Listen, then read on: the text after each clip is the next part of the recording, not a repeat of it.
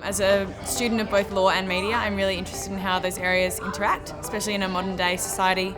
And I think that the speakers that were offered to us today were really engaging. Adult Australians should be able to read, hear and see whatever they wish. Most people are astonished to discover that that's the lead-in to our censorship regime. What we're seeing over the last decade is governments responding to terrorism by saying we need to be seen as tough, and one of the things they like to do is restrict speech. We're the only country in the world that considers that there are some things which aren't illegal, but we'd like you to think they are, and we'd like you not to have them anyway.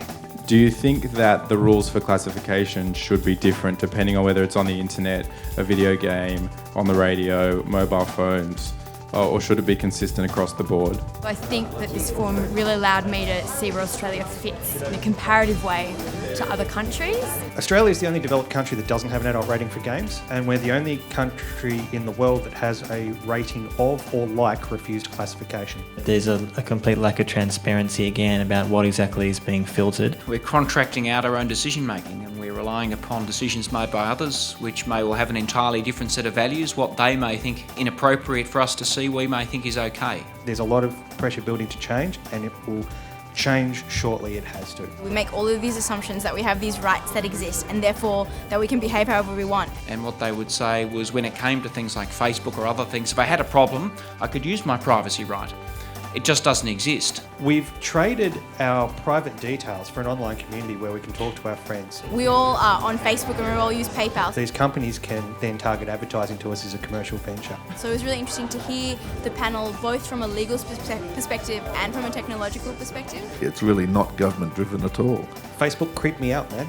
Your past, your present, your future is all mashed into one page. If you actually post compromising photos of yourself on an online forum, well, it's pretty hard to come back and say this is private material. Is it realistic to develop a right to privacy, and how do we balance it with those other interests? Because even if we do get this right of privacy, normally you can waive that right by signing an agreement.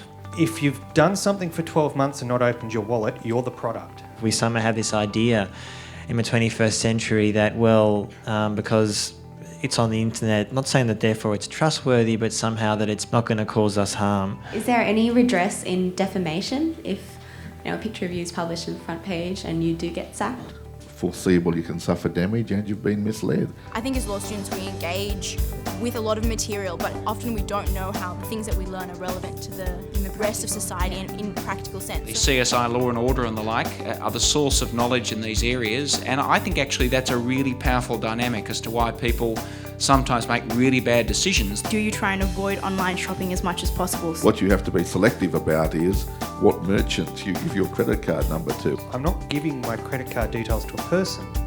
I know the website's rent isn't late. I actually think that the speakers forums have been the highlight of this conference. I've enjoyed all three of them extensively. I think that all the students in the audience have engaged really well. We had a lot of productive discussion about some major issues in our society and got a lot of different viewpoints from what I think are, the future and current decision makers and difference makers in this state and in the country and in the world.